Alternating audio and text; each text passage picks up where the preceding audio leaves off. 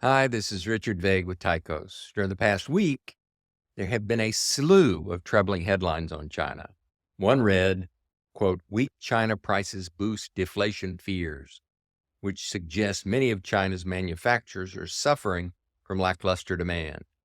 A second read, quote, "China's youth unemployment soars above 17%, an ugly number which compares unfavorably to 9.8% for youth unemployment in the U.S.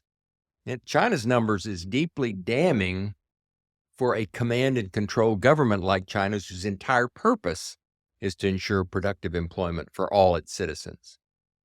A third headline came from a former governor of Japan's central bank warning that China needs to act quickly to avoid a fate known pejoratively as the Japanification of China, a fate where a slump in the property market, deflationary pressures, and a population decline all combined, as happened in Japan's lost decades after 1998. A former governor of the People's Bank of China, echoing that concern, called for China's government to improve domestic demand, successfully tackle the real estate market, as well as the local government debt problem, and increase confidence in society. All easily accomplishable tasks, presumably.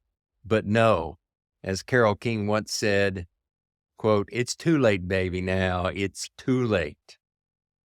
A key factor in addressing these issues is private debt. As we've discussed before, China's rapid debt growth has already led to overlending and overbuilding.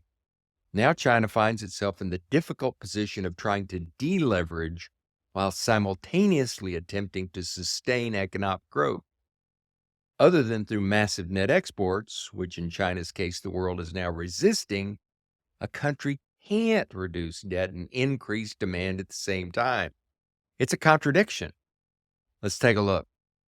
In this chart, we see Japan's massive overlending boom of the 1980s and 1990s and the 25 years it has taken that country to recover from that. By the 1990s, private debt had reached 219% of GDP in Japan. In the U.S., it reached a comparatively lesser 173% in the global financial crisis. And look how bad that turned out. Japan's was worse, with overbuilding so pronounced that buildings it financed in Japan, Hawaii, California, and elsewhere would sit empty or underused for 30 years. Thus, Japan's real estate industry collapsed since there was little they needed to build for decades, stultifying GDP growth, which collapsed to zero for the next 30 years as Japan shrunk from 18% of world GDP to 4%. The loan deleveraging that resulted lasted from 1998 to almost 2020, and no loan growth generally means no GDP growth. It was a huge come down from the go-go growth of the 60s, 70s, and 80s. Now, China is almost at the same point. If we set a starting point of 1970 in Japan and make it even with the starting point of 1995 in China, we can see that China's private sector equivalent debt has reached 200%, with reportedly 100 million plus unoccupied housing units and failures of companies like Evergrande.